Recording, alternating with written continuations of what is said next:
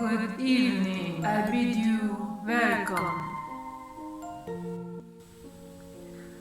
Hi, this is Tengi Talks TV and Movies. I'm Tengi, and today I wanted to share with you my top 10 vampire movies.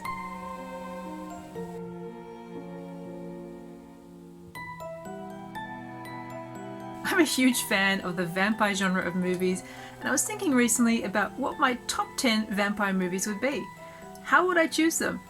Well, I think it would have to be based on the impact they had on me when I first saw them. Let's face it, there are a lot of average so-so vampire movies out there, but the great ones just have that something extra, something unique that makes them distinctive and memorable. So, counting down from 10 to 1, here are my top 10 vampire movies that have made the biggest impression on me when I first saw them. Number 10, We Are the Night.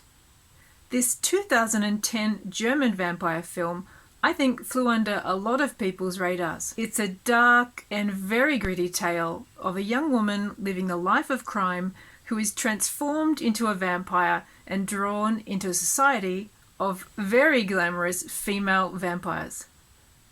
This is a very modern and very urban reworking of Sheridan Le Fanu's classic story Carmilla. It combines action, gore, drama and glamour and has a really memorable transformation scene wherein the downtrodden victim Lena transforms physically into her new alluring vampire form. I really liked the original ideas in this one. I liked its queer sensibility. I liked how it seems to be giving a very modern new twist to a familiar genre. Now, apparently this film was also partly inspired by some of the writing of Valerie Solanas, who notoriously shot Andy Warhol. I don't think you can say that about any other vampire films. It's quite an interesting point of difference. Number 9, Byzantium. This 2012 film by Neil Jordan was another vampire film that I hadn't heard of at all until I saw it on TV late one night quite by accident. Based on the novel A Vampire Story by Moira Buffini, Byzantium tells the story of a mother and daughter vampire duo who are not the rich and idle vampires we are more used to seeing. They are down at heel and on the run, and the mother works as a stripper at a lap dance club to make ends meet. This film features really interesting characters and a novel take on the vampire film. But what makes this film extraordinary and quite touching is the backstory about how the women became vampires and why they are still on the run from the all-male secret society of vampires centuries later. In some ways, Byzantium is a story about sexism and injustice as much as it's a story about vampires. What makes this film unforgettable are the visuals, especially on the island where the vampire transformations take place. Now, no spoilers if you haven't seen it. I want you to be as gobsmacked as I was when I first saw it. Director Neil Jordan also made the similarly unusual and visually striking film The Company of Wolves, and he brings a similar sensibility to this film, particularly in relation to its focus on a teenage girl protagonist. Why isn't Byzantium more well known? It really has so much going for it and features a very strong performance from the young Saoirse Ronan. Number 8, Let the Right One In. This 2008 Swedish vampire film was another that felt like it was really breaking the mold and doing something very new and daring. It focuses on the friendship between Ellie, a preteen girl who appears grubby and neglected, and Oscar, her equally young neighbour, who appears to be a potential young psychopath with an unhealthy interest in violence and murder. Spoiler alert, Ellie is a vampire and things are about to get very dark and very complicated. This film feels so transgressive with its focus on children at the same time as horrific murders and unresolved questions about the nature of the relationship between Ellie and the middle-aged man who is her helper, her slave, her partner. Also about the nature of the relationship between Ellie as a vampire who is much older than she looks and the young boy who wants to be her partner's successor. But horror should be transgressive and it needs to touch on taboo ideas. This film does all of that and more. It's shocking, intriguing, captivating. It leaves you with so much to think about. It's arrestingly original and visually unforgettable too, with great performances from its young leads. Let the Right One In was remade by Hammer as Let Me In. Both are worth watching, but for mine, I think the original has an edge over the remake. Number 7. What We Do in the Shadows. This 2014 film from New Zealand attempts that trickiest of genre crossovers, horror and comedy, and it kicks it out of the park. Unforgettable characters, hilarious situations, great lines and sensational performances make this film a delight to watch. But more than just being a funny take on vampire films, what comes through in this film is the huge affection its writer and director Jermaine Clement and Taika Waititi have for vampire films. There is a real love for the genre that comes through here, and the juxtaposition of combining centuries-old European vampires with a daggy New Zealand setting is just about the most delicious thing I've ever seen. Age-old vampires living in a share house, squabbling over household chores and trying to be cool enough to get into nightclubs. It just undercuts the glamour and mystique usually associated with vampires so beautifully. I love how the vampires just assume they're cool because they're vampires, but in reality they are petty and vain and often very childish. This is really a perfect send-up of all the usual vampire cliches. I like the TV series spin-off, but I really love the original movie. The New Zealand setting just makes it all the more fun for me. And the vampire posse's run-ins with the local werewolf group are the icing on the cake here. Number 6, The Vampire Lovers.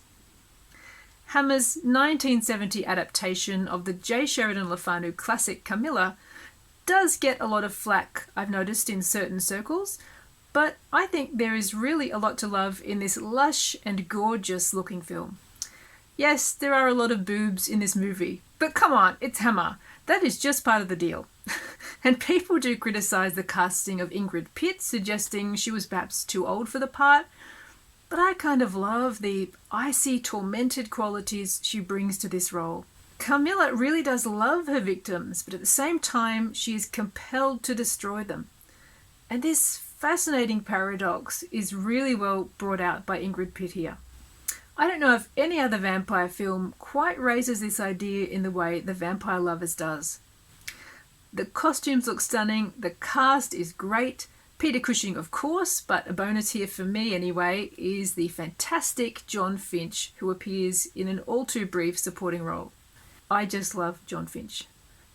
This film has all the gothic glamour you could want from a Hammer film, and Ingrid Pitt is unforgettable as the deathless and seductive Camilla. There is so much to enjoy. Number 5, Daughters of Darkness. Coming only a year after The Vampire Lovers, Harry Kumel's twist on the lesbian vampire genre could not be more different in style and mood. Set in a modern seaside hotel, which is creepily empty, Kumel's film places modern young newlyweds all alone until the entrance of the devastatingly glamorous Hungarian Countess Elizabeth Bathory and her young secretary Ilona. Sparse, icy and chilling, Kumel's film is filled with disturbing questions that the film is happy to leave unsettlingly unanswered. Does the sadistic young groom plan to kill his new bride? Who is responsible for the series of murders nearby?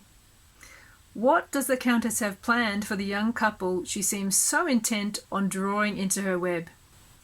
Delphine Seyrig ignites the screen like dry ice, radiant as one of cinema's most glamorous and enigmatic vampires. The film is worth watching for Seyrig's performance alone, but there is so much more to appreciate here.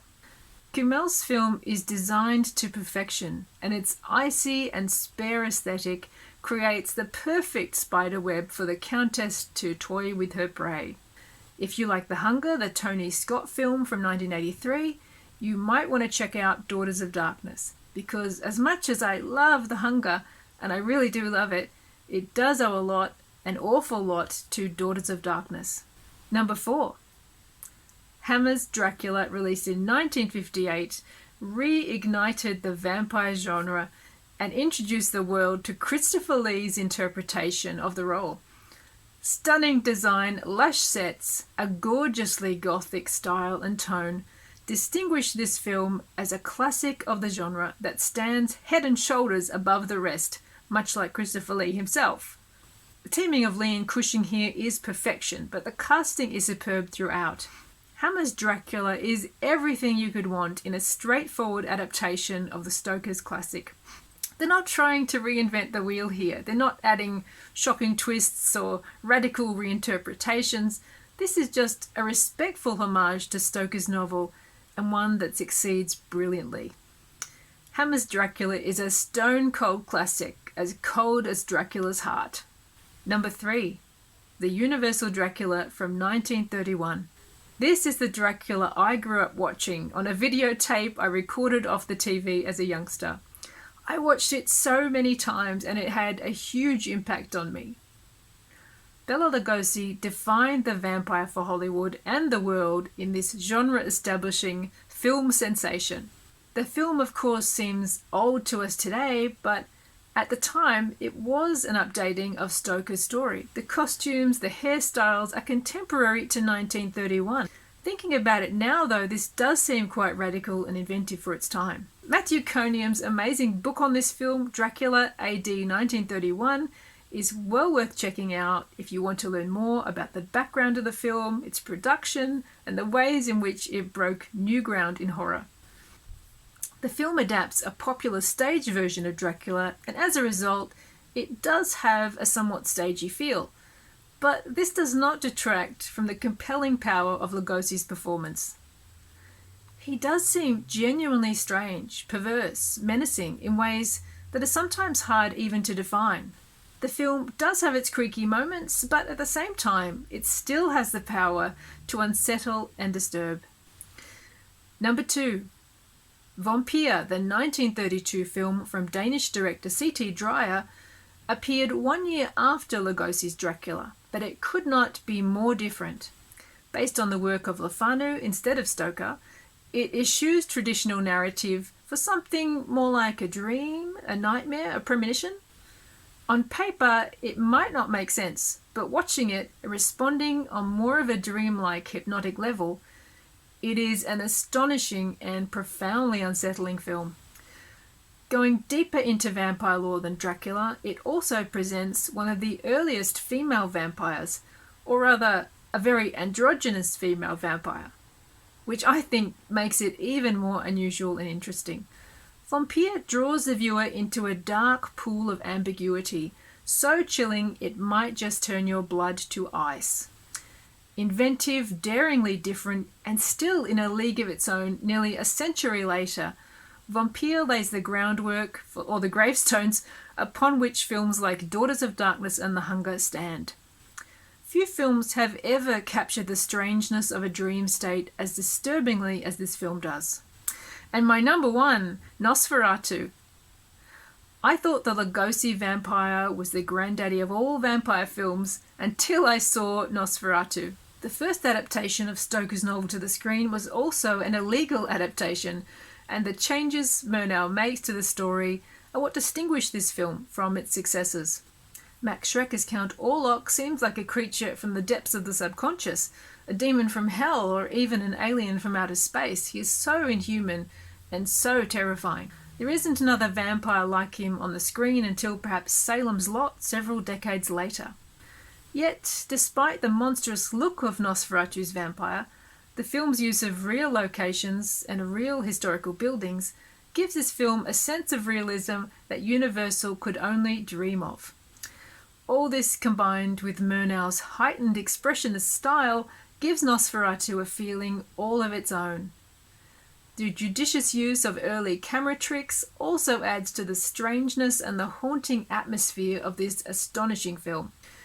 Nosferatu is a stunning viewing experience even 100 years after it was made, and it remains for me one of the most extraordinary horror movies ever made. So that's my top 10 vampire movies. What are your favourite vampire movies? Let me know in the comments. If you've enjoyed this video, I would love it if you would like and subscribe. Thank you so much for joining me today, and I hope I see you next time. Bye.